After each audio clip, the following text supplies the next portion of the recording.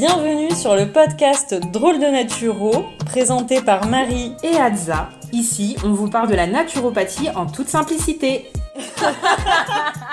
Exactement.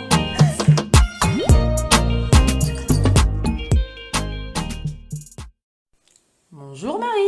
Salut Hadza. Ça va ? Ça va et toi ? Yes, on se retrouve aujourd'hui pour continuer la série sur les macronutriments, duquel on va parler aujourd'hui. Alors aujourd'hui, on va parler des lipides, parce que le gras, c'est la vie. On consomme tous des lipides, on consomme tous du gras donc, mais est-ce que vous savez reconnaître le bon et le mauvais gras, entre guillemets, sans forcément tout diaboliser. Ah, bonne question. Alors, dis-nous tout. Déjà, en vrai, à quoi ça sert les lipides ? À quoi ils servent dans l'organisme ? Alors, premièrement, ça a un rôle énergétique. C'est le macronutriment qui nous apporte le plus d'énergie.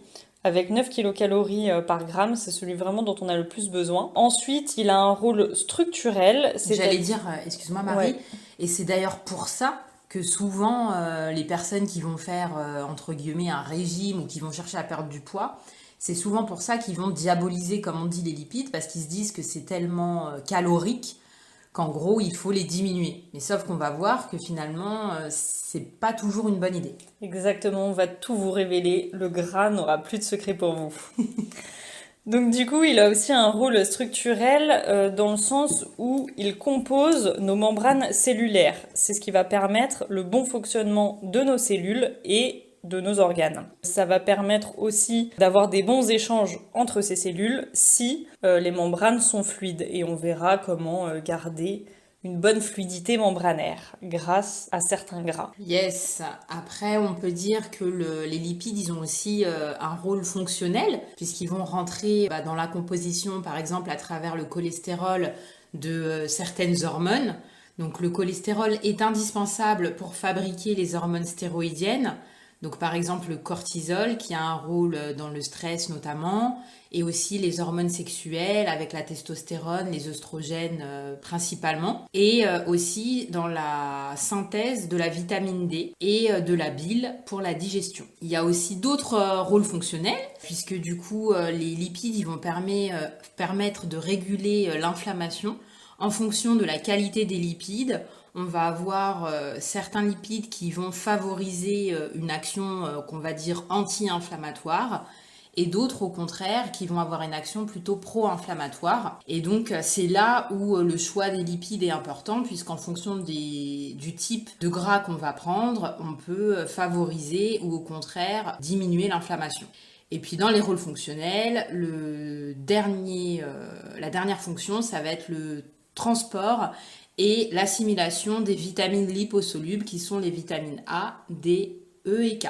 Et donc le dernier rôle des lipides, c'est un rôle d'isolant parce qu'il permet de réguler la température et il a un rôle protecteur aussi puisque la graisse sous-cutanée permet en fait de protéger nos cellules et les organes. Alors Hadza, est-ce que tu peux nous parler maintenant des apports nutritionnels conseillés en termes de lipides ? Donc effectivement, on avait vu ensemble ce qui était recommandé pour les glucides. Et donc ensuite, en deuxième macronutriment important dans l'assiette, on a les lipides puisqu'ils doivent couvrir 35 à 45% des apports énergétiques totaux. Donc c'est là où on se rend compte que finalement c'est une part importante de l'assiette.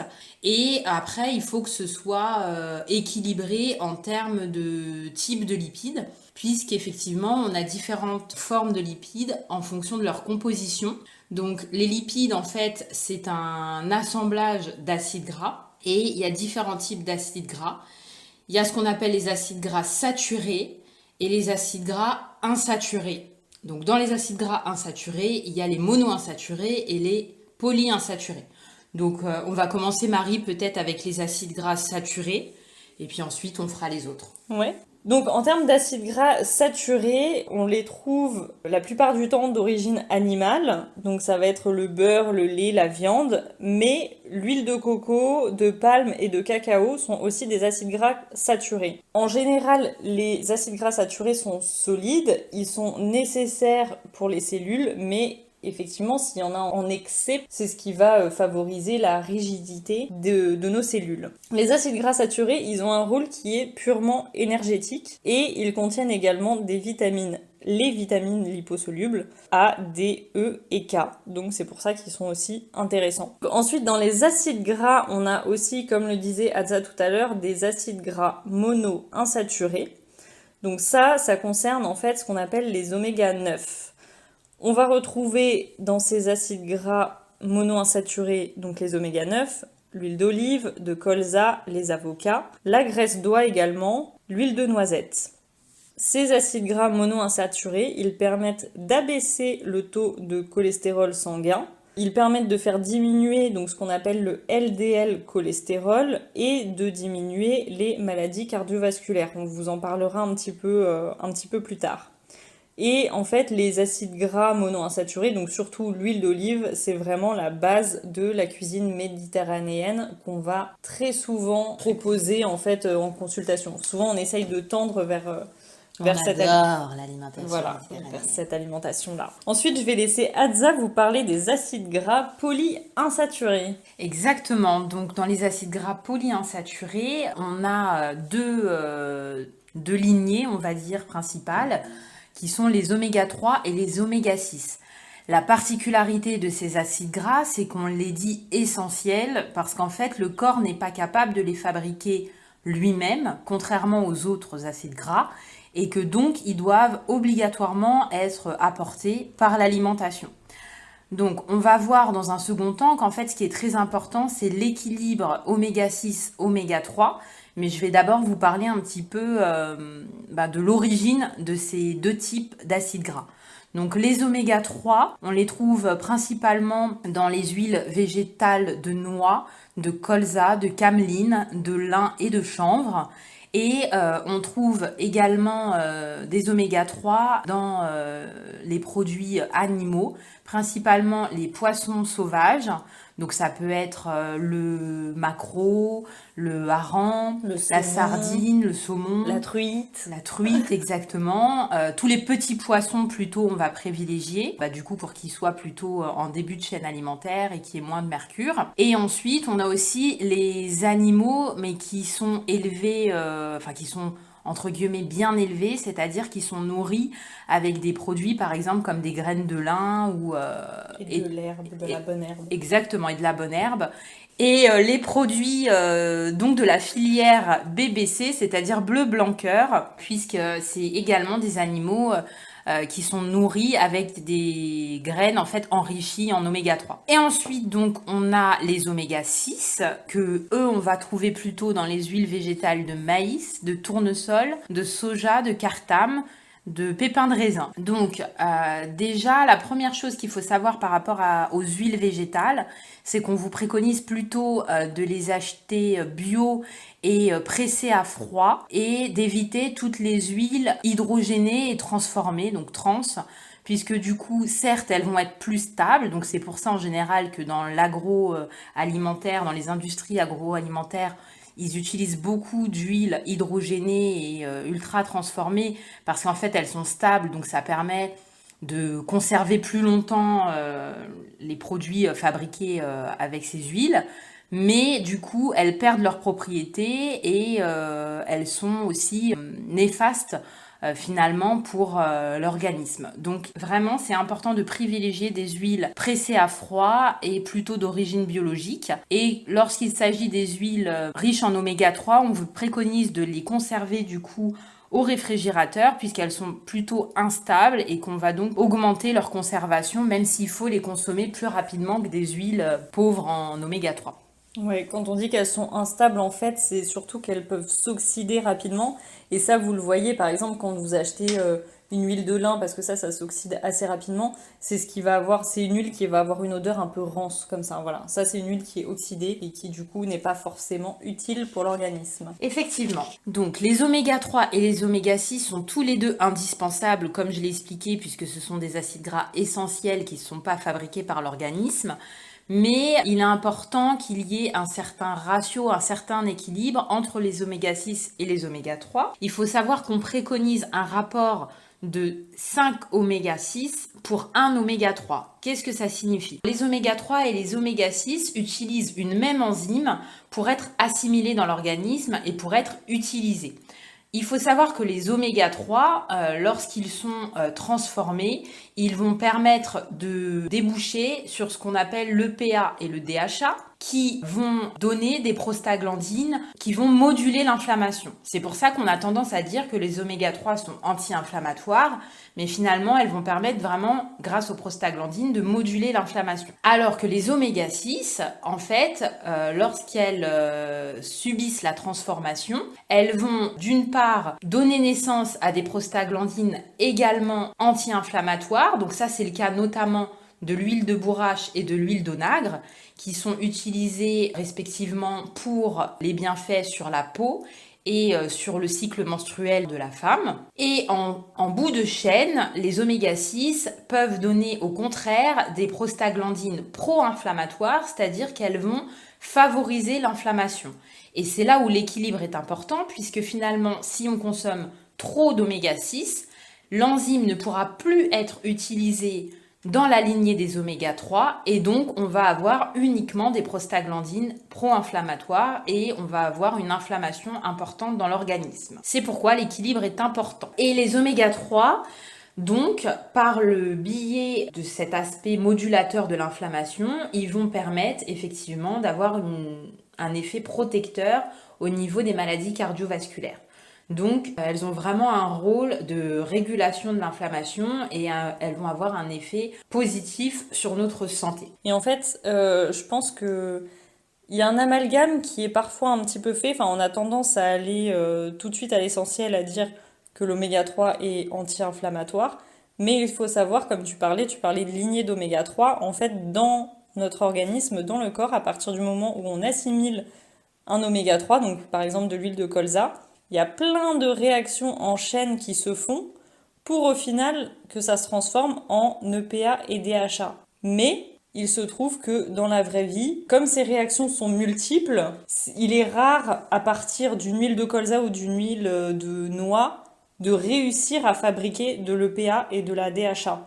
C'est pourquoi, Adza, on peut trouver l'EPA et le DHA ailleurs. Dans les petits poissons gras qu'on a cités tout à l'heure et également les animaux qui sont élevés, comme on vous l'a expliqué, donc les filières bleu, blanc, cœur ou autres. Donc effectivement, quel est l'effet de l'EPA et du DHA? Donc l'EPA, il va plutôt avoir un aspect anti-inflammatoire et le DHA, il va avoir une action au niveau du cerveau et de la rétine.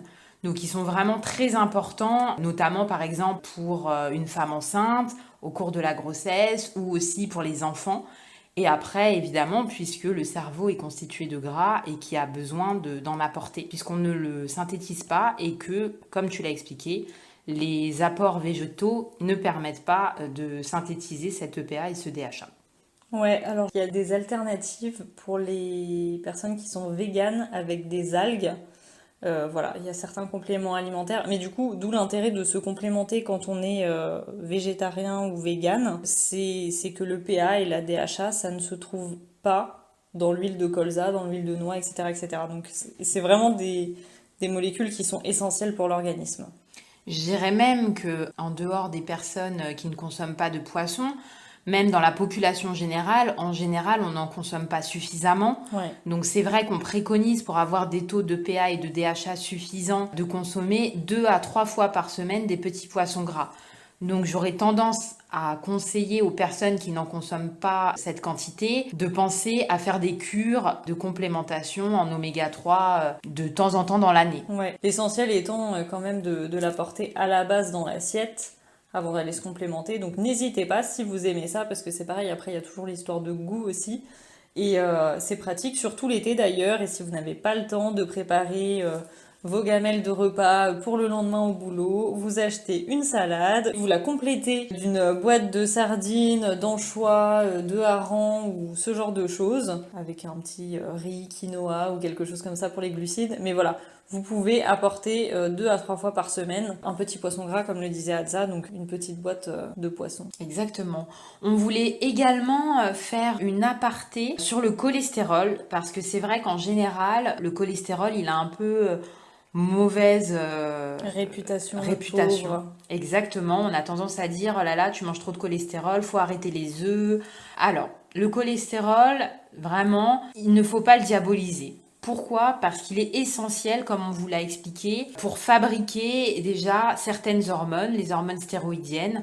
Donc on l'a dit, le cortisol et les hormones sexuelles. Le cholestérol est aussi nécessaire pour fabriquer la vitamine D et la bile qui va être vraiment indispensable pour la digestion.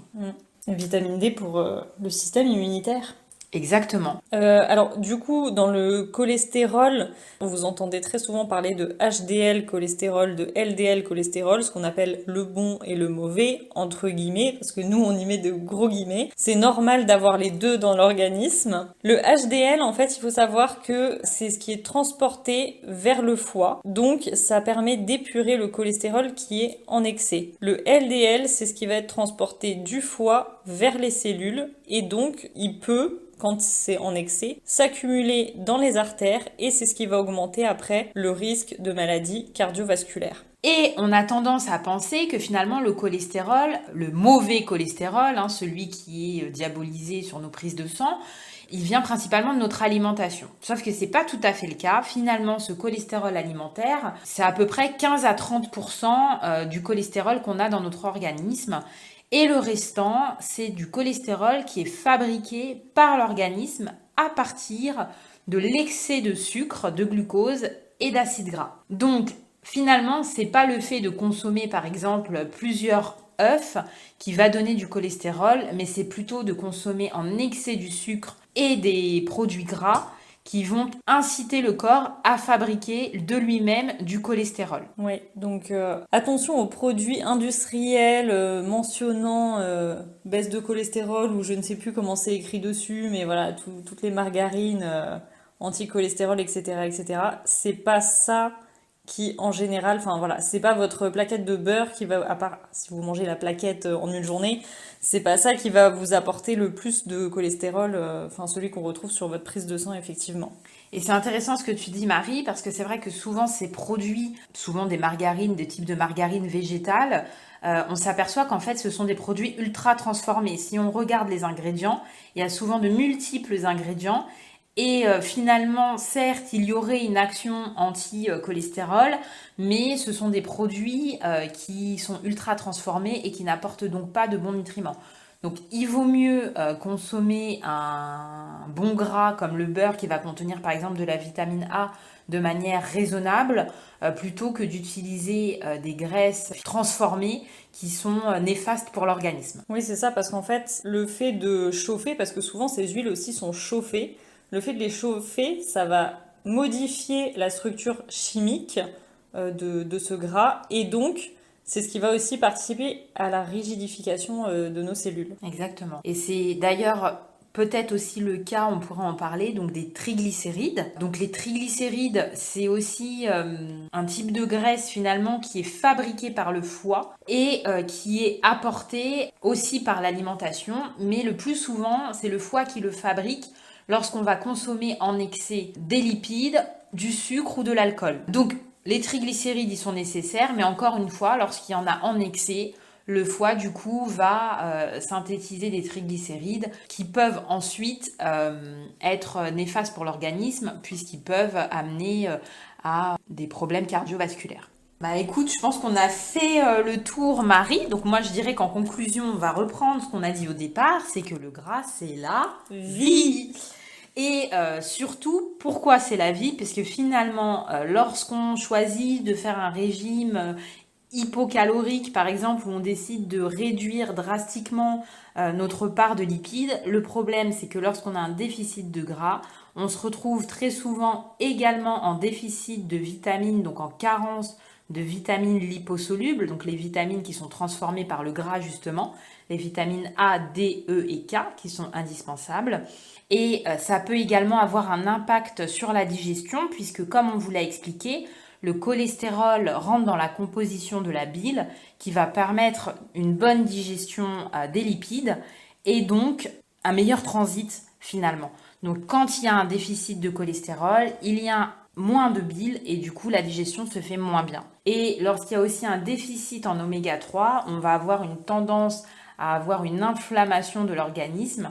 Alors qu'au contraire, lorsqu'on a un excès de gras, et ben forcément il va y avoir plus de maladies cardiovasculaires. On va le stocker, on va fabriquer du gras au niveau du corps. Et donc ça va aussi favoriser l'inflammation, notamment quand il y a un excès, on l'a vu, d'oméga 6. Donc voilà, tout ça pour dire ne diabolisons pas le gras. Ce n'est pas non plus le gras qui va forcément faire grossir. On l'a vu dans l'épisode sur les glucides, c'est surtout les glucides. Mais voilà, il y a des bons et des mauvais côtés aussi dans les lipides. Comme on le répète à chaque fois, tout est dans l'équilibre. Exactement, et favoriser la qualité à la quantité. Tout à fait. Donc, je pense qu'on a effectivement fait le tour de ce podcast. Si vous avez des questions, n'hésitez pas à nous en faire part. On vous répondra avec plaisir. Et puis, on vous retrouve pour un prochain podcast. Merci à tous pour votre écoute. On se retrouve dans 15 jours et en attendant, prenez soin de vous et n'oubliez pas que l'équilibre, c'est la clé. À bientôt.